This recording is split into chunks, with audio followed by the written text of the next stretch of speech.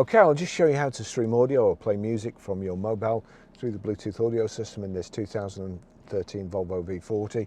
So we go to music first of all. We'll click on that, record. You see there, I'll just turn it down, but at the bottom there, the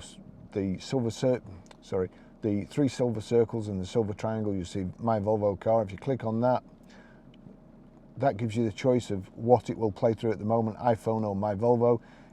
My Volvo's ticked. Anything that plays, any audio that plays on this mobile, if you have this set up properly, it will come through the speakers in the car.